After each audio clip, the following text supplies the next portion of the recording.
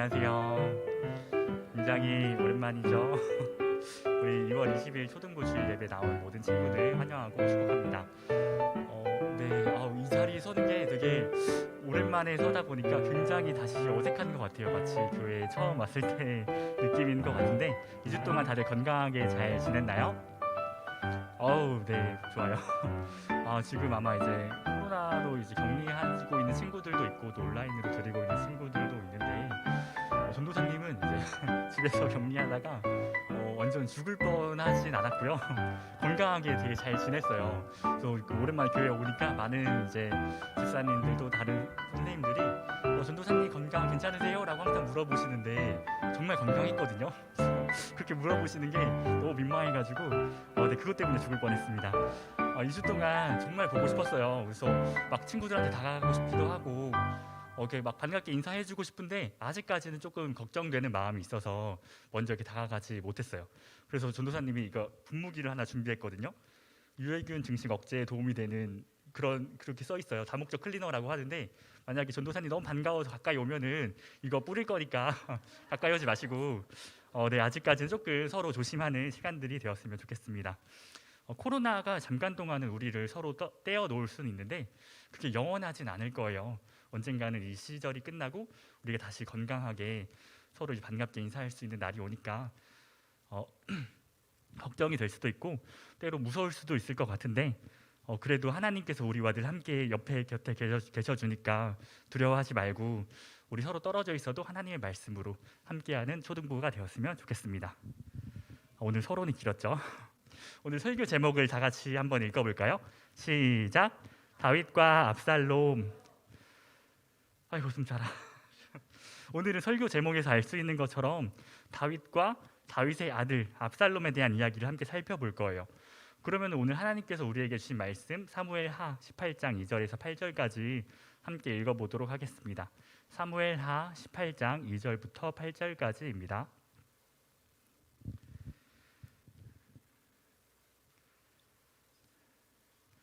네, 다 찾으신 친구들도 있고 안 보이면 여기 앞에 화면 봐주세요. 네, 함께 제가 한 절씩 교독하고 전도사님이 한 절, 여러분들이 한 절씩 함께 읽고 마지막 구절은 같이 읽도록 하겠습니다. 전도사님이 먼저 읽을게요. 다윗이 그의 백성을 내보낼 새 3분의 1은 요압의 휘하에 3분의 1은 스루야의 아들 요압의 동생 아비새의 휘하에 넘기고 3분의 1은 가드 사람 이때의 휘하에 넘기고 왕이 백성에게 이르되 나도 반드시 너희와 함께 나가리라 하니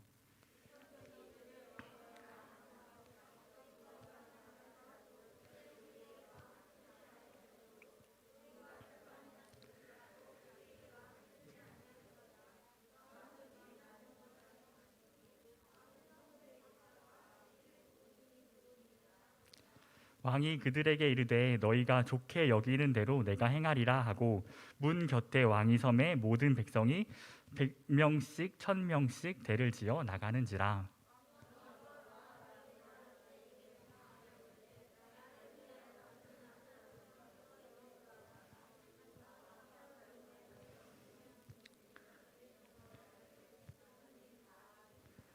이에 백성이 이스라엘을 치러 둘로 나가서 에브라임 수풀에서 싸우더니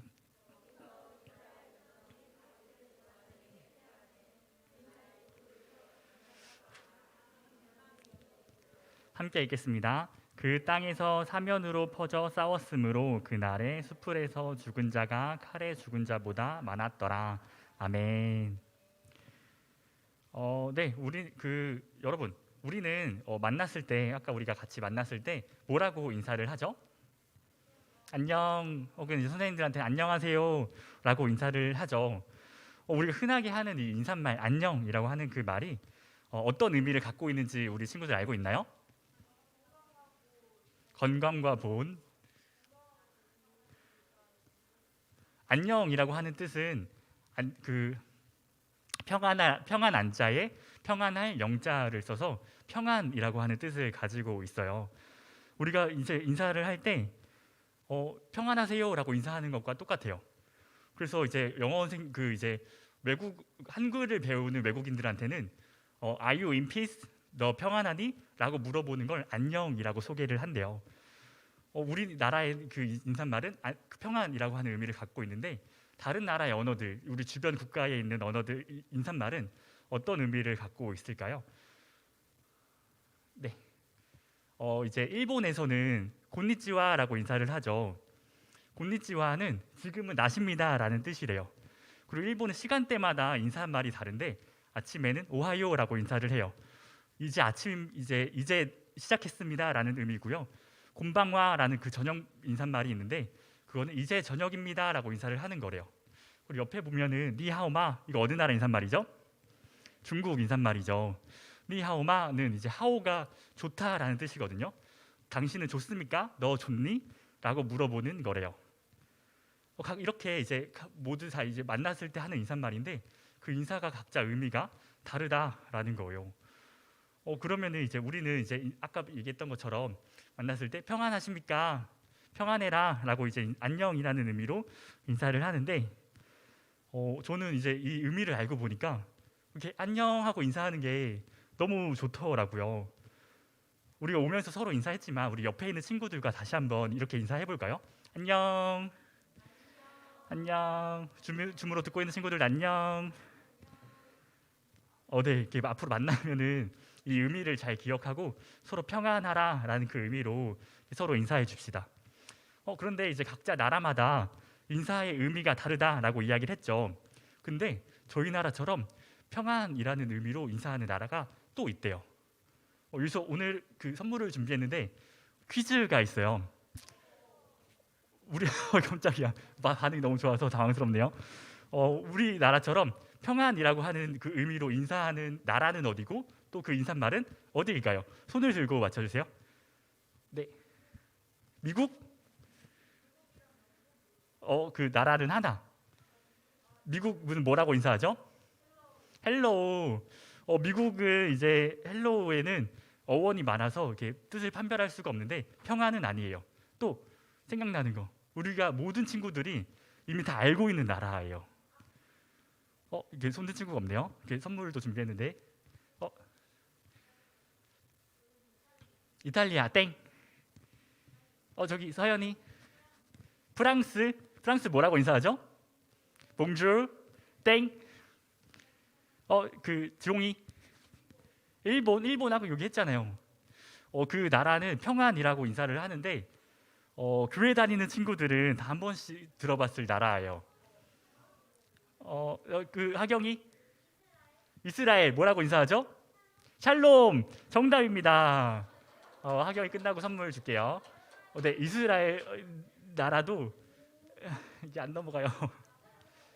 이스라엘 나라도 샬롬이라고 인사를 하는데 이 샬롬이라고 하는 그 뜻이 평안이라는 뜻이래요.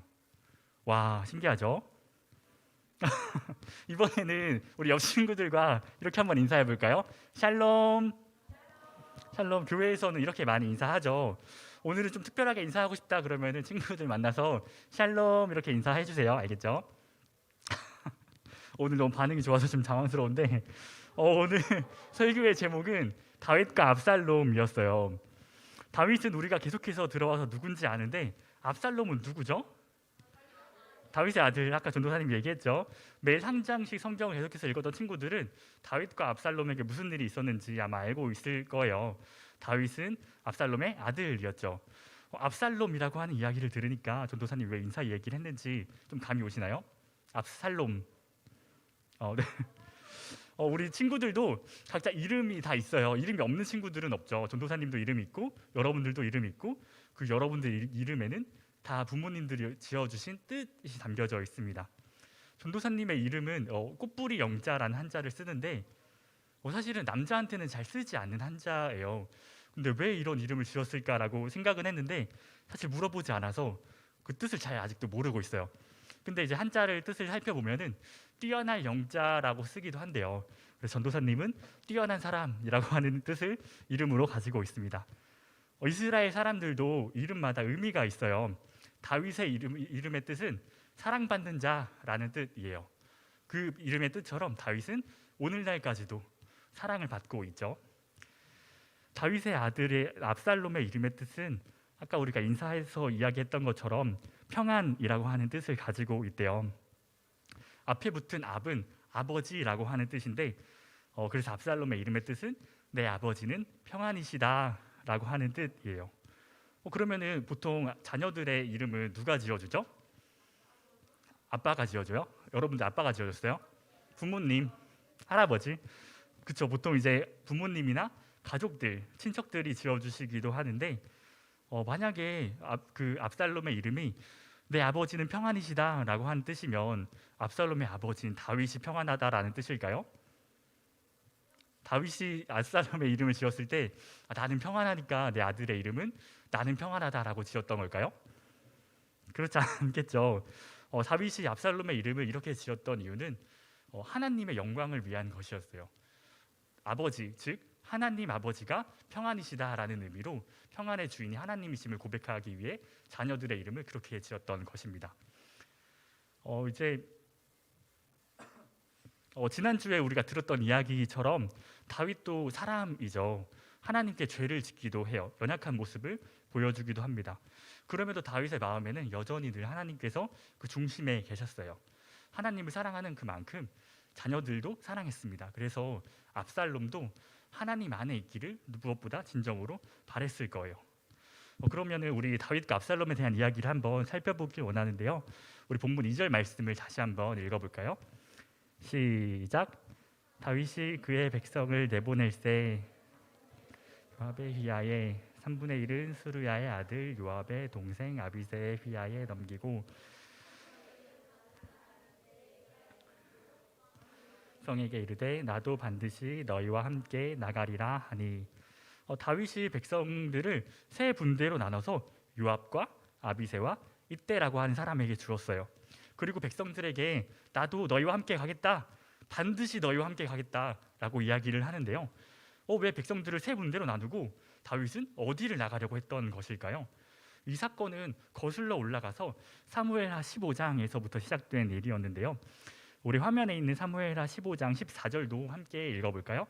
시작. 다윗이 예루살렘에 함께 있는 그의 모든 신하들에게 이르되 일어나 도망하자. 그렇지 아니하면 우리 중 한 사람도 압살롬에게서 피하지 못하리라. 빨리 가자. 두렵건대 그가 우리를 급히 따라와 우리를 해하고 칼날로 성읍을 칠까 하노라. 아멘. 이스라엘의 왕이었던 다윗이 예루살렘에 있었던 자신의 성을 버리고 도망쳤어요. 그 이유는 자신의 아들, 내 아버지는 평안이시다라고 그치었던 압살롬에게서 피하기 위함이었습니다. 압살롬이 스스로 왕이 되기 위해서 아버지인 다윗을 죽이려고 반란을 일으킨 것이었어요. 자신의 이름이 평안하고는 거리가 멀어 보이죠. 그렇게 왕이 되고자 자신의 아버지를 죽이려고 했었던 압살롬은 다윗이 도망쳤던 것을 알고 어떻게 다윗을 죽일까 신하들과 논의하기도 하고 어떻게 죽이는 게 더 효율적인지 논의를 하면서 군사들과 함께 다윗을 쫓게 되었습니다. 다윗은 압살롬을 피해서 이곳저곳으로 도망치다가 오늘 본문처럼 자신을 따르는 용사들을 모아서 그 용사들 셋으로 나눠서 이 전쟁에 나가 싸우려고 했었던 것이었어요. 다윗과 압살롬의 전쟁은 왕이 되기 위한 전쟁이죠. 다윗은 그 왕권을 지키려고 하는 전쟁이었고 압살롬에게는 그 왕권을 빼앗기 위한 전쟁이었습니다. 압살롬한테는 아버지인 다윗을 죽이고 자신이 왕이 되는 것이 목적이었지만 다윗은 사실 이 전쟁에서 압살롬이 죽는 것을 원하지 않았어요. 우리 본문 5절 말씀을 함께 다시 읽어볼까요? 시작. 왕이 요압과 아비새와 이때에게 명령하여 이르되 나를 위하여 젊은 압살롬을 너그러이 대우하라 하니 왕이 압살롬을 위하여 모든 군 지휘관에게 명령할 때에 백성들이 다 들으니라. 다윗 왕은 군사들의 지휘관들에게 자신의 아들 젊은 압살롬을 너그럽게 대우해달라라고 요청했습니다.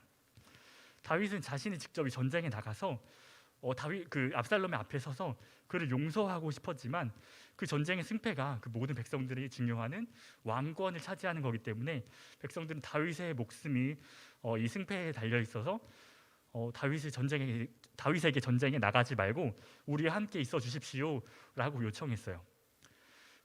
그렇게 이제 다윗은 전쟁에 나가지 않고 다윗의 용사들 요압과 아비새와 이때만 이제 전쟁에 참여하게 되었습니다. 그래서 그 전쟁에 나가기 앞서서 그 군 지휘관들에게 나는 못 나가니까 너네가 대신 내 아들 압살롬을 너그럽게 대우해달라, 내 아들 압살롬을 죽이지 말아달라라고 이야기하는 거예요. 아니, 적을 앞에 두고 그 적장을 죽이지 말라라고 요청하는 왕이 정상인 걸까요? 그렇게 이제 다윗을 두고 다윗의 군사들과 압살롬의 군사들이 전투를 벌였어요. 7절에 우리가 함께 읽었던 것처럼 다윗의 군사들이 압살롬의 군사들을 압도적으로 물리쳤습니다. 지형을 활용한 그 전투에 다윗의 군사들의 공격에 압살롬의 군사들은 도망치기 바빴고 칼로 죽은 자보다 수풀에서 죽은 자, 그 길을 잃거나 아니면 절벽에서 떨어지거나 그렇게 죽은 인원들이 더 많았다라고 성경이 기록하고 있어요. 다윗은 사실 이 전투에서 자신의 군사들이 명확하게 이길 것이라고 하는 것을 알고 있었습니다. 누구보다 잘 알고 있었어요. 왜냐하면 다윗은 이스라엘의 왕이었죠. 자신을 따라 도망쳤던 백성들은 다윗과 함께 수많은 전쟁에서 싸워 이겼던 용사들이었어요. 반면에 젊은 압살롬을 따르는 사람들은 대부분 전쟁 경험이 없거나 아니면 젊은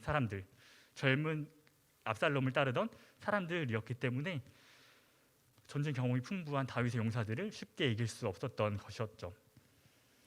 압살롬이 얼마나 전쟁 경험이 없었냐면 나무가 많은 숲을 지형이었는데 그 지형에서 노새 이제 말 종류인데 말을 타고 다니는 거예요. 나무가 그렇게 많은데 나무가 많으면 말이 제대로 달릴 수 있었을까요? 그렇게 이제 여기 보이는 것처럼 말을 타고 이제 다니다가 나무에 머리카락이 걸리게 돼요. 신기하죠? 달리는데 갑자기 머리카락이 나무에 엉켜가지고 나무에 매달리는 우스운꼴로 이렇게 이제 다윗의 군사들에게 발견되는데 다윗의 군사들이 이제 요압에게 저기 압살롬이 매달려 있습니다라고 이야기를 하고 요압은 그 즉시 이제 그 압살롬에게 찾아가서 창으로 그를 찔러 죽이게 되었습니다. 압살롬이 죽었다라는 그 소식을 들은 다윗의 마음이 어떠했을까요? 와, 나를 죽이려고 했던 원수가 드디어 죽었구나. 속 시원하다라고 생각했을까요? 네, 너무 정확히 잘 알고 있네요. 감히 낳아주고 길러준 은혜도 모르고 아버지 나를 죽이려고 해? 꼴 좋다라고 생각하지 않았어요. 우리 사무엘하 18장 33절을 보면은 왕의 마음이 심히 아파 문 위층으로 올라가서 우니라. 그가 올라갈 때 말하기를 내 아들 압살롬아, 내 아들 압살롬아, 차라리 내가 너를 대신하여 죽었다면 압살롬 내 아들아, 내 아들아 하였더라. 이렇게 쓰여져 있어요. 압살롬의 죽음에 대한 소식을 들은 다윗은 자신의 아들에 대한 죽음을 슬퍼하는 부모의 모습처럼 누구보다도 뜨겁게 슬퍼했습니다.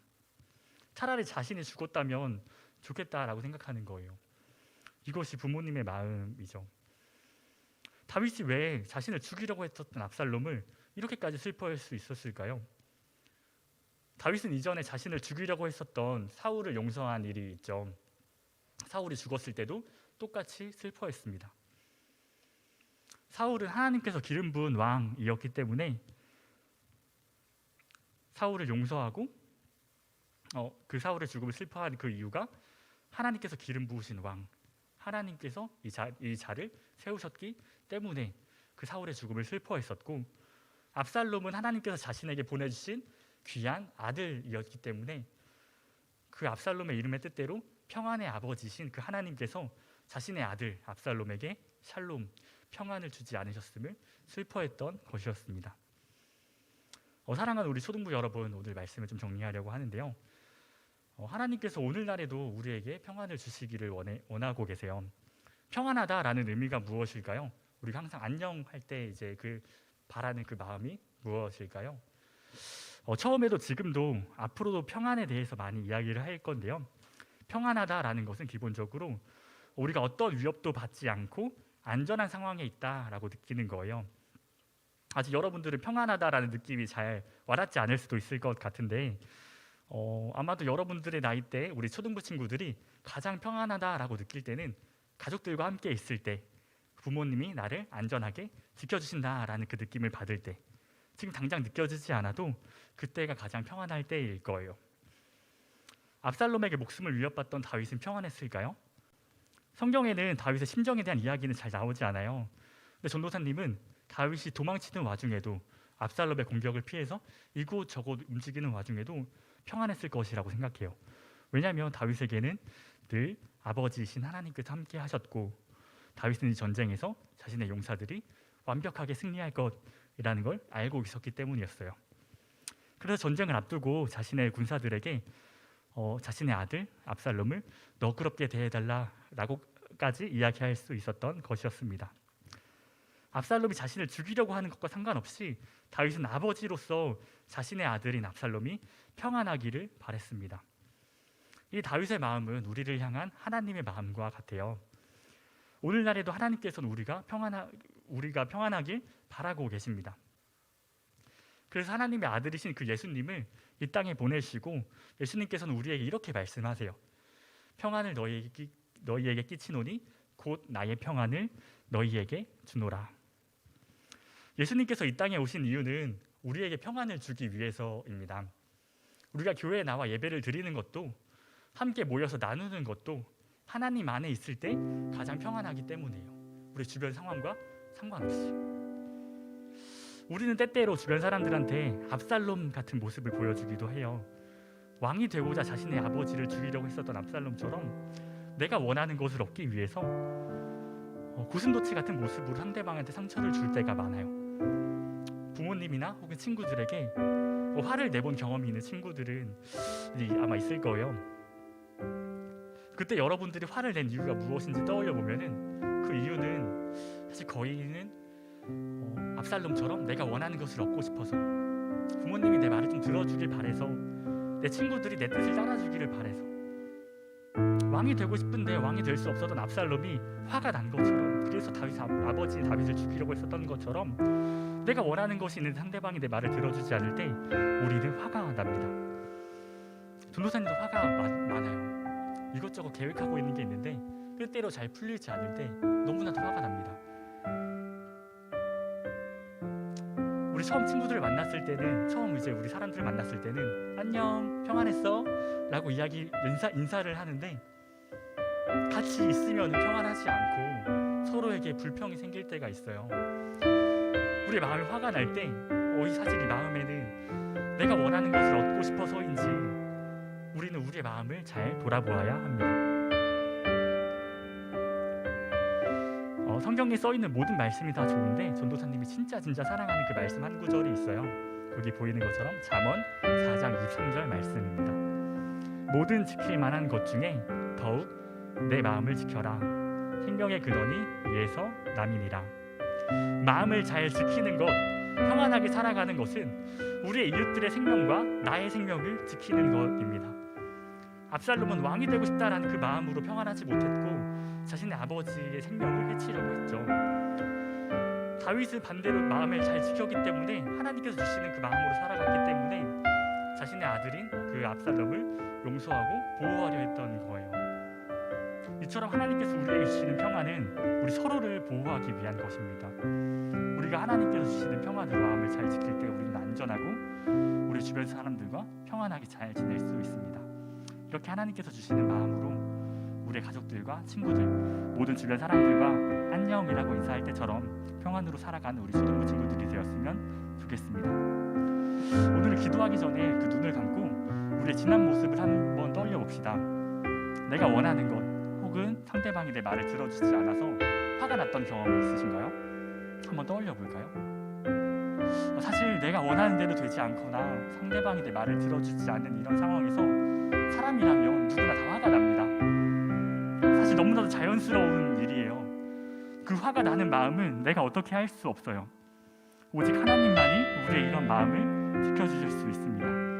내가 화가 날 때 오늘 말씀을 떠올리면서 하나님께서 내 마음을 지켜주실 것이라고 한번 믿어보세요. 그러면 정말 거짓말처럼 그 화가 나는 마음이 점점 가라앉는 걸 느끼실 수 있을 거예요. 오늘은 이렇게 함께 기도하면 좋을 것 같아요. 하나님 아버지, 제 마음을 지켜주세요.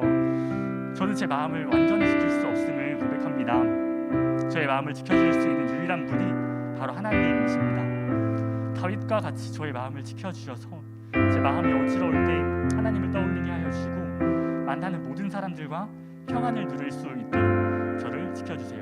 이 마음 가지고 함께 기도하도록 하겠습니다.